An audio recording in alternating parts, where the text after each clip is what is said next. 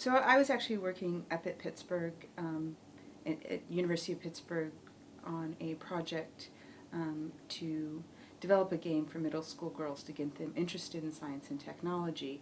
And that game eventually became Click Urban Adventure game, which we did as a live action role playing game. Eventually, other people took it over, and it eventually actually won one of the DML awards like years later. But I'm kind of tied to that. But so I'm working with these middle school girls, about half of which were African American. We were doing a lot of co-design with them and trying to understand their culture and where they came from.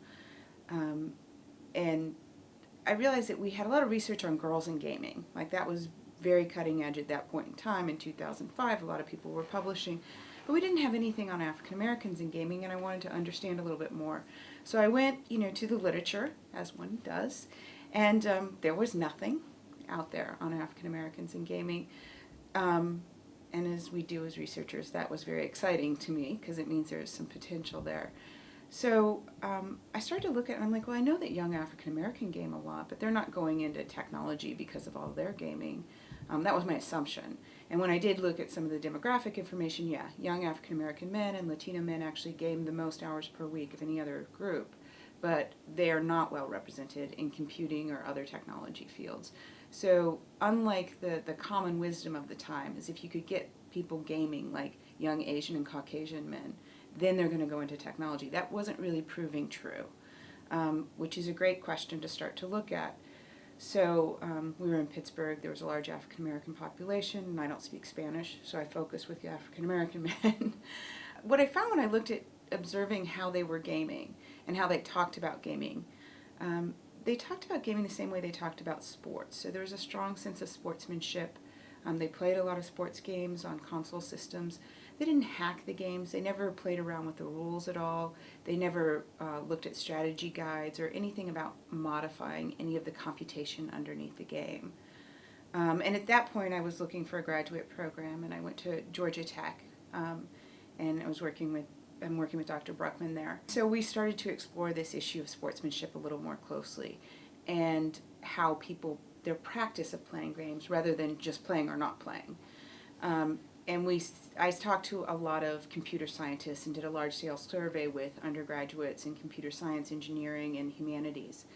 And we found that the difference was for people who got into computer science or into technological emphasis was their habits of playing games and how they leveraged that was because they were hacking, modding, cheating in games, building strategy guides with their friends, and eventually frequently building games with their friends. But these other activities and practices were happening first.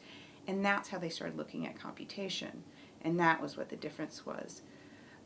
So my first inclination was to get young African American men hacking games.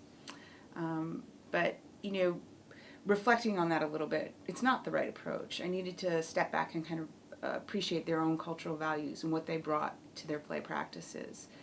So we tried to look for a legitimate reason to break these games open and look at the computation. It seems really obvious and easy right now to say, oh, that's game testing, but we didn't know it at the time. So we decided to form a game testing group after a number of different iterations and co-design process with young African American men in Atlanta. We worked really closely with young men at the Computer Clubhouse to help design the entire program.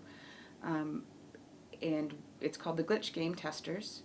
The guys work full-time in the summer, part-time during the school year. We generally have between a dozen and 20 students working with us. We've been running for 3 years.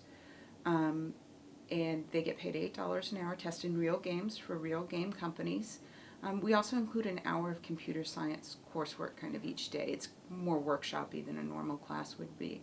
And in the first semester, or the first year that they're involved in the program, they're doing real stuff with Alice, a drag-and-drop programming language, or with other more computational media type approach to teaching CS. It's real introductory.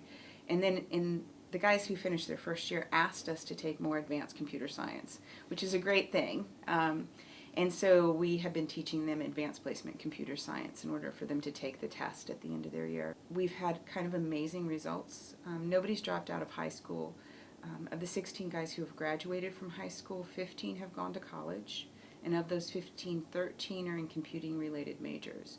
which these are unheard of kind of results for a computer science program to increase participation in computing, especially with this demographic, which is probably one of the more difficult to reach. I think that there's a few different levels of impact. One is that we're trying to find ways to sustain the glitch game testers going forward to really continue doing what we're doing.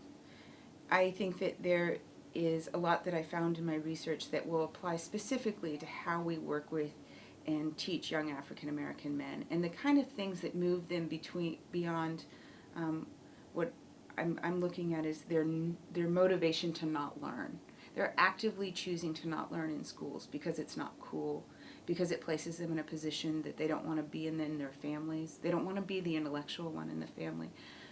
We're trying to find ways, and we found the glitch game testers was a way to get them to move beyond that. They could tell their friends, oh yeah, I just do it because I get paid to play. It's the coolest thing ever. Like, that's the coolest teenage job ever, possibly, for them. But the reality is that game testing is really tedious, detailed quality assurance work. And their day-to-day lives testing, it was a drag, and it sucked. And but they were able to, so they were more excited each day about doing their computer science projects than they were about game testing. But they never told anyone about the computer science projects. Only did they talk about that and enjoy that with each other. To their family and friends, they just had this face-saving tactic, which was, we get paid to play. Or, it's a job. That's what I do because I'm a man. And that's what, you take your responsibility and you show up each day. And these in some ways weren't what I believe were the true motivations of what they were doing, but they were the face-saving tactics they were able to put forward in the world as an identity that didn't embarrass them about being computer scientists. So I think those kind of lessons can be applied for young African American men, and then I think our design process to get to that point is something that can be really generalizable for a lot of groups that are difficult to reach. I think the thing that surprised me is that our cohorts here, really connecting with them has probably been the most meaningful thing for me.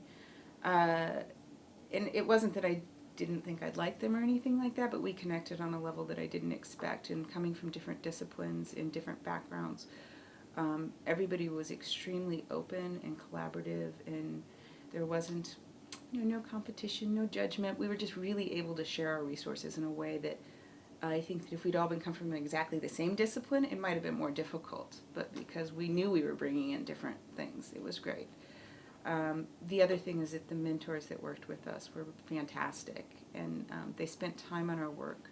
They both were enthusiastic about it, keeping us excited about our work, as well as, I think, challenging us and pushing us to make it a little bit better. So the important thing to me and what I do next is that, and why I went into academia, I'm a little bit older than your average academic, so I did it because I really want to make things in the world.